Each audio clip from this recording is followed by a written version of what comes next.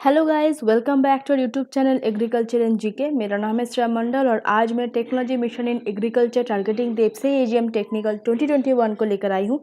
ये लेक्चर बहुत ही इंपॉर्टेंट होगी एफसीआई एग्जाम के पॉइंट ऑफ व्यू में, और क्योंकि ये इसके पहले मुझे नहीं लगता कोई कंपाइल्ड नोट्स या कोई भी स्टडी गाइड ऐसा आपको मिल जाएगी या कोई भी वीडियो जो कि बहुत कम टाइम में बहुत इफेक्टिव होने वाली है। तो मेरी एक रिक्वेस्ट है कि इस वीडियो को आप एंड तक देखना।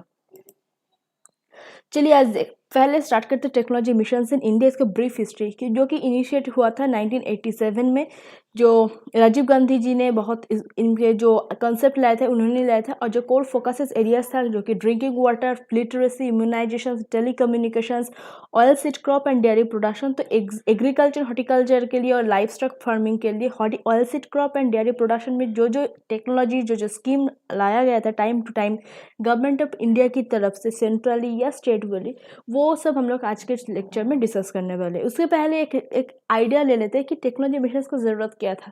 क्योंकि उस टाइम जो प्लानिंग कमीशन होती थी, जो 5 ईयर प्लानिंग कमीशन जो चलते थे, उसके क्या था, फर्स्ट एंड फॉरमोस्ट मोटिव थे इंडिया को डेवलप कंट्री में रिकॉग्निशन दिलाना। तो इसीलिए टाइम टू टाइम जो जो इंडिया में घाटी थी, जो जो उसमें लैक होना था, उसमें उसको स्ट्रॉन्ग बनाने के लिए ये मिशंस लाए थे। क्योंकि इंडिया के तब उस टाइम जो एग्रीकल्चर था मेन ऑक्यूपेशन अभी भी है, तो उस एग्रीकल्चर को जो फूड सिक्योरिटी इंडिया को मिलना था। क्योंकि फूड इंडिया तब फूड सिक्योर नहीं था। बहुत important essentials, fruits, vegetables, even oils, ये सबको इंपोर्ट करना था और बहुत भारी भरकम दाम उसको मिलता था। तो ये सबको फूड सिक्योर कंट्री एस्टेब्लिश करने के लिए और जो इनकम, फार्मर्स इनकम को इंक्रीज करने के लिए, जब अभी चल रहा है पोषण अभियान, उसका मुख्य भूमिका क्या है कि जो मेलन्यूट्रिशन जो इंडिया में होता है उसको कमी करने के लिए, उस टाइम जो फूड सिक्योरिटी नहीं था, इसीलिए फूड सिक्योरिटी के एस्टेब्लिश करने के लिए जो जो नया इनोवेशन जो जो आ रहा है उसको टारगेटिंग करके टेक्नोलॉजी मिशन लाया गया था। फर्स्ट हो जाएगी टेक्नोलॉजी मिशन से। तो फिल गोल क्या था जो कि हम लोग टारगेट कर रहे हैं, एग्रीकल्चर, हॉर्टिकल्चर, लाइफ स्टॉक, इसके बारे में। तो जो ऑयल सीड क्रॉप के जो इसका प्रोडक्शन को इंक्रीज करना, जो एडिबल ऑयल इम्पोर्टेशन उसको रिड्यूस करना, और जो डेयरी फार्मिंग या जो भी लाइफ स्टॉक प्रोडक्शन के बारे में क्या था, डेयरी प्रोडक्शन की इंक्रीज करना। उसी तरह उसका जनरेशन जो जो एम्प्लॉयज एसोसिएटेड थे इसी डेयरी फार्मिंग को रिलेटेड, तो उनका इनकम जनरेशन करना, और जो डेयरी कोऑपरेटिव उसको और भी ज़्यादा एक्सपेंड करना। Technology mission in agriculture and horticulture related जो जो बेस्ट इंपॉर्टेंट होती है उसके बारे में मैं डिस्कस करने वाली हूँ। यहाँ पर हो जाएगी technology mission on oil seeds, pulses and मेज, national mission on oil seed and palm oil, national mission for integrated development horticulture, national horticulture mission, national life stock mission, technology mission on coconut, horticulture mission for north east and Himalayan states, national mission on agriculture extension and technology. मतलब जहाँ जहाँ पे भी importance था उसको targeting करके उसको और भी स्ट्रॉन्ग बनाने के लिए मिशंस प्रोजेक्ट किया गया था, जिसका पर्टिकुलर ऑब्जेक्टिव था, एम था, एक टाइम था, इसे ड्यूरेशन में हमको अचीव करना है, इसको हम लोग बोलेंगे मिशन। नेक्स्ट ये जो जो रेवोल्यूशन, ये इंडिया में जितने भी सारे रेवोल्यूशन हो पाया टेक्नोलॉजी मिशंस के कारण ही होता है, जो इनोवेशंस इंडिया अडॉप्ट कर रही थी। तो नया रेवोल्यूशंस में क्या था, जैसे कि green revolution, white revolution, blue revolution, yellow revolution, pink revolution, golden, round, red, silver revolution and rainbow revolution.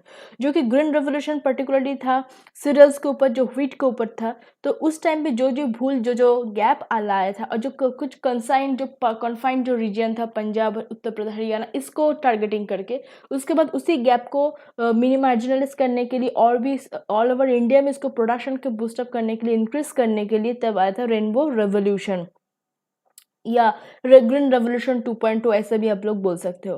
तो इसके साथ जो एक लिस्ट पे क्या है रिलेटेड विथ, जो कि ग्रीन रेवोल्यूशन था फूड ग्रेन्स प्रोडक्शन को, व्हाइट जो कि मिल्क प्रोडक्शन रिलेटेड था।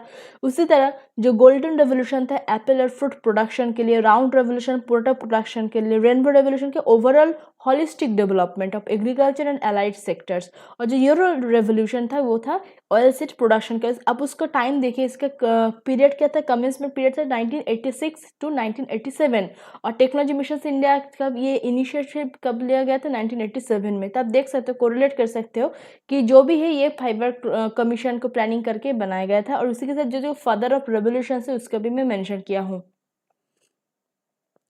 ये चार्ट इंपॉर्टेंट है। नेक्स्ट जो ये वाला चार्ट भी इंपॉर्टेंट होने वाली है, क्योंकि जहाँ पे भी और जो रेवोल्यूशन वहाँ पर नहीं था, यहाँ पर मैं इनपुट किया हूँ, और यहाँ पर जो लिस्ट वाइज है, father of green revolution, father of white revolution Verghese Kurien ji ने था।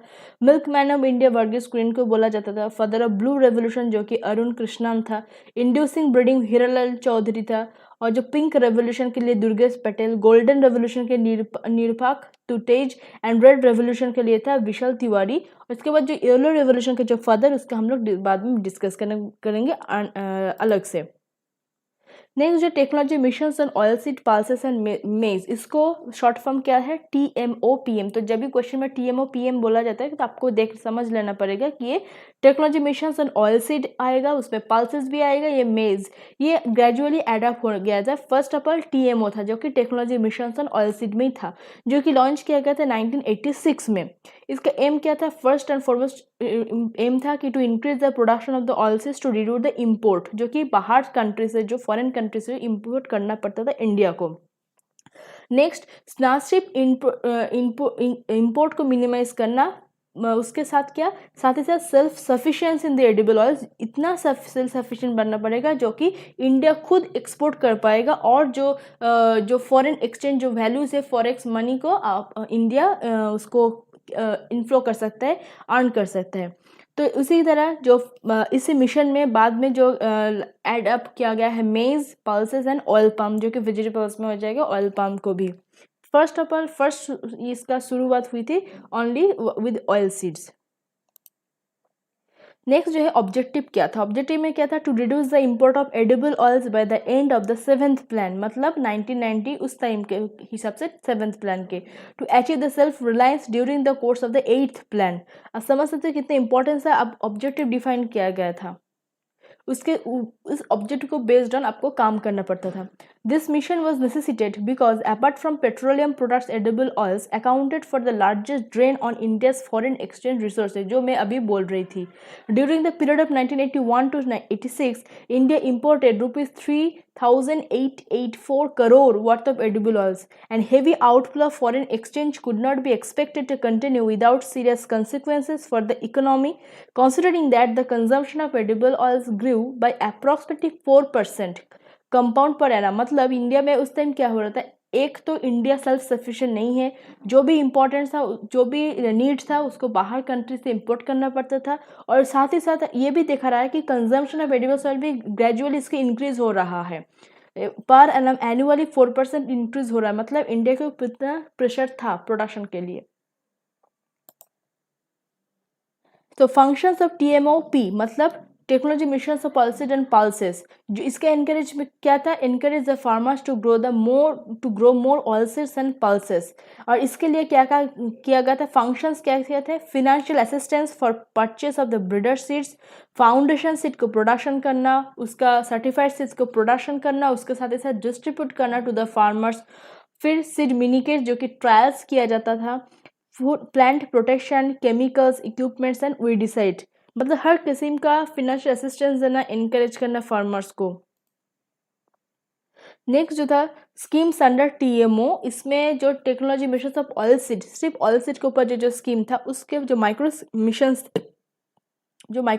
थे, micro missions 1 for crop production technology, micro mission 2 for post harvest technology, micro mission 3 for input and service support, micro mission 4 for price support, storage, processing and marketing. तो micro mission 1 में क्या था, first of all जो oil seed को produce करने के लिए जो टेक्नोलॉजीज, लेटेस्ट टेक्नोलॉजीज उसके अडॉप्ट करना। उसके बाद पोस्ट हार्वेस्ट टेक्नोलॉजी, मतलब प्रोड्यूस करने के बाद जो पोस्ट हार्वेस्ट लॉसेस हो सकता था, उसके प्रिवेंटिव मेजर्स लेना, उसके लिए जो लेटेस्ट टेक्नोलॉजीज है उसको इम्प्लीमेंट करना। थर्ड जो मिशन था क्या था, for input and service support, जो इनपुट के लिए जो सपोर्ट करेगा, मतलब जो फर्टिलाइजर सपोर्ट करेगा, सीड जहाँ से मिलेगा, जो केवीकेज हो, कोई भी स्टेट ज़्यादा सर्टिफाइड कोई भी ऑर्गेनाइजेशन हो, उसके साथ सर्विस सपोर्ट करना। जो अभी टोल फ्री नंबर्स है फार्मर्स लोगों के लिए, किसान भाई को लोगों के लिए, जो भी प्रॉब्लम्स होती है उसको कम्युनिकेट किया जाता था, इसी तरीके की सर्विस सपोर्ट देना।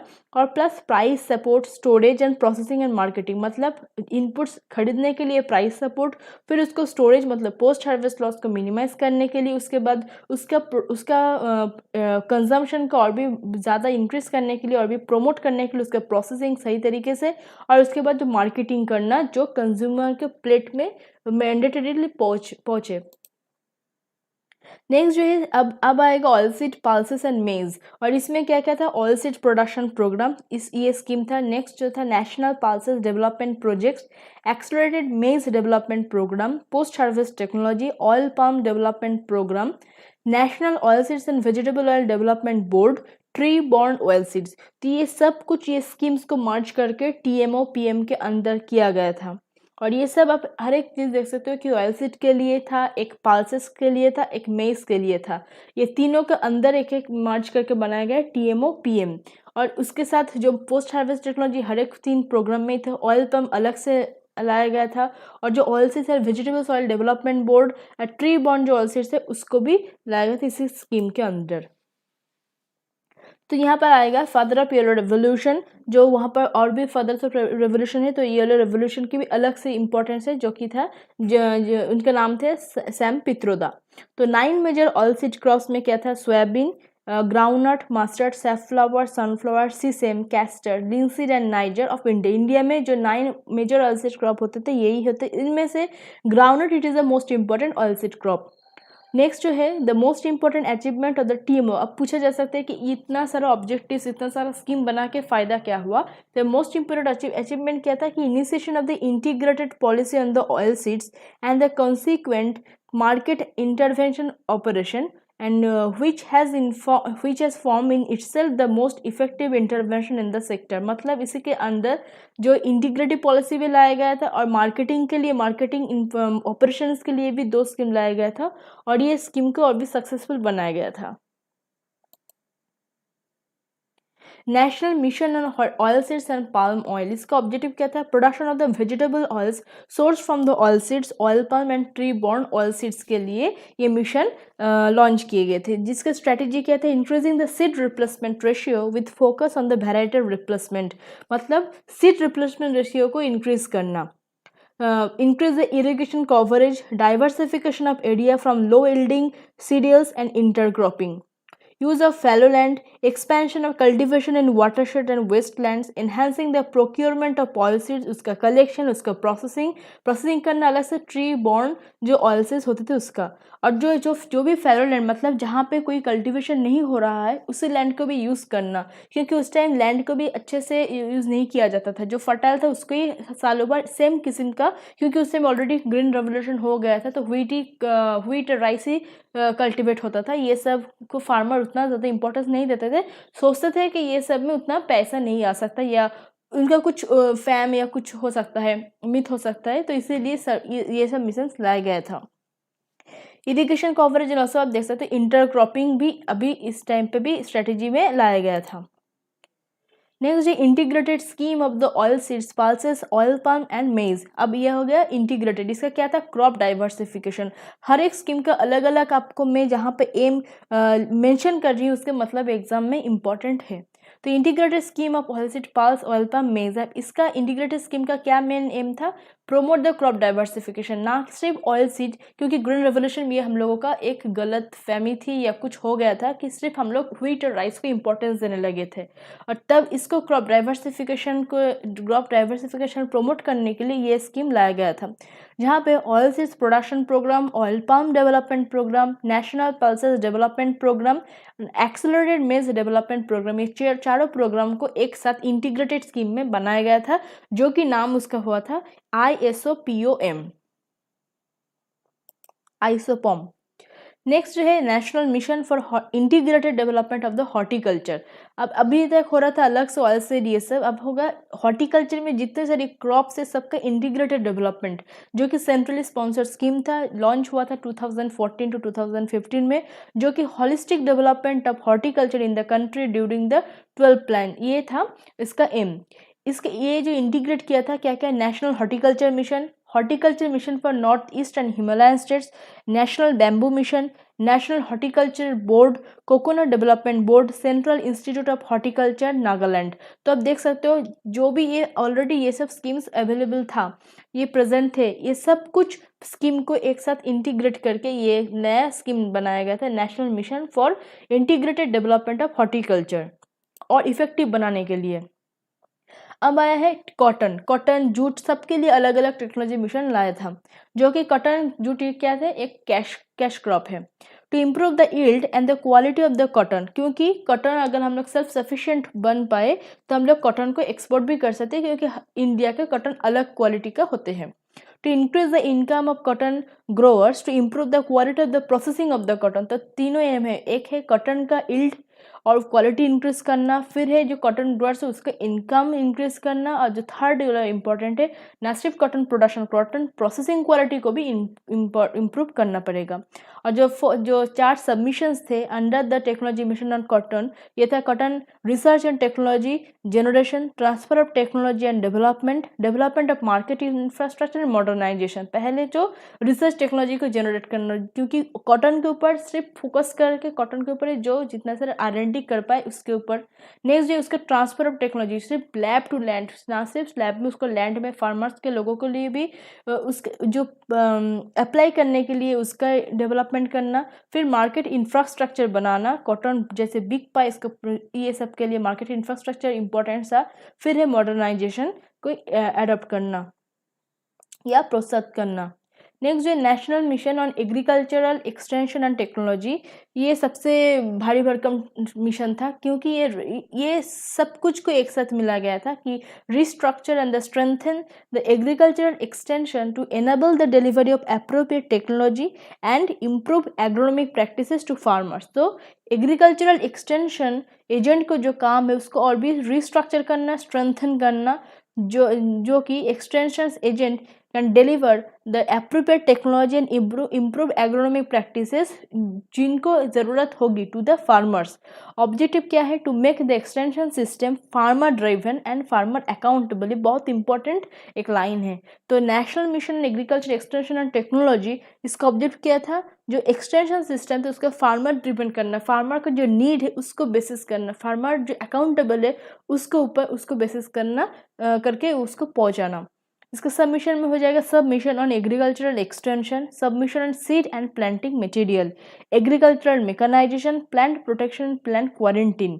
तो ये चारों मिशन जो लाया था वो था national mission agriculture extension technology. इसका मैं ईयर्स मेंशन नहीं किया क्योंकि इतना ईयर्स भी इम्पोर्टेंट नहीं है। इसका ऑब्जेक्टिव एम या सब कुछ मिला के आपको जो एक नॉलेज होने वाला है उससे क्वेश्चन आ सकता है, मतलब उससे ही क्वेश्चन आएगा। जो ईयर्स वाइज क्वेश्चन वो अलग से जो बहुत इंपॉर्टेंट होती है CDP, वो सबसे साल से क्वेश्चन आ सकता है। नेक्स्ट जो है national livestock mission to ensure the improvement in livestock production system and capacity building of all stake holders. अभी तक था एग्रीकल्चर एंड हॉर्टिकल्चर से लिमिटेड, अब क्या लाइवस्टॉक मिशन को भी इम्प्रूव करना, उसका नेशनल मिशन लाया था टू एंश्योर द इम्प्रूव, जो लाइवस्टॉक प्रोडक्शन सिस्टम था उसको इम्प्रूव करना और जो स्टेक होल्डर्स को उसको कैपेसिटी बिल्ड करना। इसके लिए livestock development, pig development in the north east region, जहाँ पे जिस सामान का ज़रूरत है, इस जहाँ पे नीड है, नीड बेस्ड काम करने का कोशिश है ये सब मिशन को। Feed and fodder development, skill development, technology transfer and also the extension. Skill development missions का फर्स्ट एंड फॉरमोस्ट इंपॉर्टेंस था कि टेक्नोलॉजी और इनोवेशन को जितना हो सकता है उसको रियलिस्टिक होना चाहिए, उसके एप्लीकेबल होना चाहिए, इजी टू यूज़ होना चाहिए, फार्मर्स लोगों को पहुँचना चाहिए। नेक्स्ट जो है अभी जो कॉटन टेक्नोलॉजी उसी के तरह जूट टेक्नोलॉजी मिशन था, एम स्ट्रेटेजी सब कुछ सेम था। शुगर टेक्नोलॉजी मिशन जो शुगर केन के लिए, जो मैं बार बार बोल रही थी, जो जहाँ पे जो क्रॉप के लिए जहाँ पे नीड था उसके बेसिस में इंडिया गवर्नमेंट ऑफ इंडिया के टाइम टू टाइम मिशन लाया गया था। शुगर टेक्नोलॉजी था शुगर केन कल्टीवेशन को, शुगर केन ग्रोअर्स को इनकरेज करने के लिए, प्रमोट करने के लिए, फिनेंशियल असिस्टेंस देने के लिए, और इसके साथ जो शुगर केन रिलेटेड जो इंडस्ट्रीज है उसको बिल्डअप करने के लिए ये टेक्नोलॉजी मिशन लाया था। नेक्स्ट जो इंपॉर्टेंस है ये national mission on the sustainable agriculture, बहुत इंपॉर्टेंट है टू एनहांस। अभी तक तो क्या था, सेल्फ सफिशिएंट हो गया, साथ ही साथ देख रहा है हम लोग एक्सपर्ट देख रहे हैं कि उसी के साथ जो सॉइल जो एक्चुअल जो नेचुरल इनपुट्स था, जो सॉइल का क्वालिटी डिटोरिएट हो रहा है, इन्वायरमेंटल पॉल्यूशंस कुछ हो रहा है, इनको भी इम्प्रूव करना, इसको भी टेक केयर करना हम लोग को रिस्पॉन्सिबिलिटी है। To enhance the agricultural productivity specially in the rainfed areas, जहाँ पे बारिश कम होता है, क्योंकि यहाँ पर जो रेनफॉल डिस्ट्रीब्यूशन बहुत अनइक्वल होता है ऑल अक्रॉस द इंडिया। तो इसीलिए रेनफेड एरियाज में जहाँ पे बारिश कम होते हैं, वहाँ पर एग्रीकल्चर प्रोडक्टिविटी को इंक्रीज करने के लिए क्या क्या मिशन से उपाय हो सकता है, उसको देखना। To enhance the integrated farming, water use efficiency, जो है पार्ट ड्रॉप पार्ट क्रॉप, ये इस तरीके की जो टैगलाइंस ये सब आए थे वाटर यूज एफिशिएंसी को और भी इम्प्रूव करने के लिए। फिर soil health management, resource conservation, integrated approaches like crop sericulture, agro forestry, fish farming, progressive adoption of crop livestock farming systems. तो यहाँ पर क्या था, जो इंटीग्रेटेड फार्मिंग को बढ़ा दिया जा रहा था। जुडिशियस यूज ऑफ केमिकल्स, तो जो फर्टिलाइजर, जो ग्रीन रेवोल्यूशन में क्या था कि जो वैरायटी हुआ था वो फर्टिलाइजर रिस्पॉन्सिव थे। तो कुछ टाइम ये मिथ था जितना फर्टिलाइजर अप्लाई करोगे उतना प्रोडक्शन इल्ड बढ़ेगा। तो कुछ सालों के बाद ये देख रहा है कि नहीं, वो मतलब पीछे जा रहा है, सॉइल का क्वालिटी डिटोरिएट हो रहा है, लीचिंग के कारण वाटर पोल्यूशन हो रहा है। तीसरा judicious use of chemicals. Next जो है 10 की dimensions of national mission of sustainable agriculture, ये 10 डायमेंशन ही इंपॉर्टेंट है। क्या क्या है? First, improve crop seeds, life stock and fish culture, मतलब अलग से एग्रीकल्चर हॉर्टिकल्चर, लाइफ स्टॉक के लिए अलग से, फिशरीज के लिए अलग से। वाटर यूज एफिशिएंसी, जो भी आप कर रहे हो, life stock farming, fish farming या क्रॉप सीड हो, सबके लिए वाटर यूज एफिशिएंसी प्रोडक्शन के टाइम ज़रूरत है। क्योंकि वाटर अगर आप यूज़ जो इरिगेशन अगर आप उसको यूज़ प्रोफिशिएंटली कर सकते हो, इफेक्टिवली दे सकते हो, तो आपका कॉस्ट ऑफ कल्टीवेशन क्या होगा? मिनिमाइज होगा। कॉस्ट ऑफ कल्टीवेशन अगर कम होगा तो फार्मर के लिए इनकम और भी ज़्यादा जनरेट हो पाएगी। इसीलिए वाटर यूज एफिशिएंसी, इसका भी इंपॉर्टेंस है, सिर्फ एनवायरमेंट के लिए नहीं, फार्मर्स की इनकम को जनरेट करने के लिए water use efficiency time to time important दिया जाता है। Pest management, improve farm practices, nutrient management, agricultural insurance, credit support, markets, access to information, livelihood diversification। तो ये 10 जो डायमेंशन था national mission on sustainable agriculture के 10 डायमेंशन था। 10 ही dimension बहुत इंपॉर्टेंट है। अब जो चल रहा है नेशनल फूड सिक्योरिटी मिशन, इसके बारे में बहुत बार क्वेश्चन में पूछा जा सकता है, जो कि आया था, लॉन्च हुआ था 2007 में।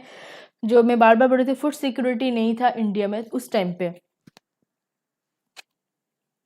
Food security mission comprising rice wheat pulses to increase the annual production, ये था उस टाइम का जो फर्स्ट ऑब्जेक्टिव क्या था, व्हीट राइस एंड पल्सेस का प्रोडक्शन को इंक्रीज करने के लिए, क्योंकि पॉपुलेशन इंक्रीज हो रहा था इंडिया की। इसका टैगलाइन क्या था? किसान की उन्नति, देश की प्रगति। नेशनल फूड सिक्योरिटी मिशन का यह टैगलाइन है। रिवैम्प NFSM, जो कि है 2019 to 2020, has been decided to continue with new targets. तो ये टाइम टू टाइम ये प्रोजेक्ट को या इस टाइप के मिशंस को जस्टिफाई किया जाता है कि इसका और भी ज़रूरत है और भी अचीवमेंट हम कर पाएंगे, ये फ्रूटफुल है कि नहीं। इसीलिए अब उसका नाम है रिवैम्प्ड NFSM, जो कि 2019 to 2020 में आया था।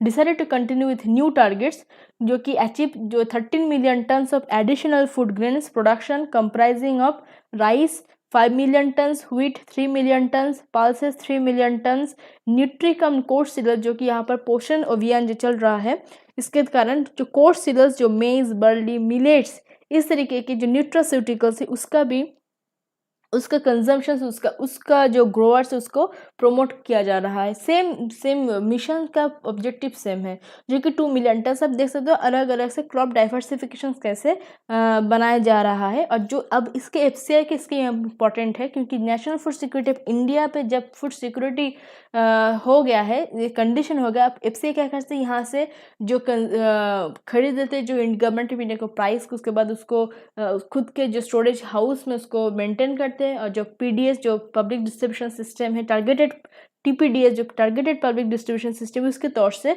ये इसको डिस्ट्रीब्यूट करते हैं। यहाँ पर आएगा food security mission, food corporation of India का रोल। तो इसीलिए NFSM बहुत इंपॉर्टेंट है।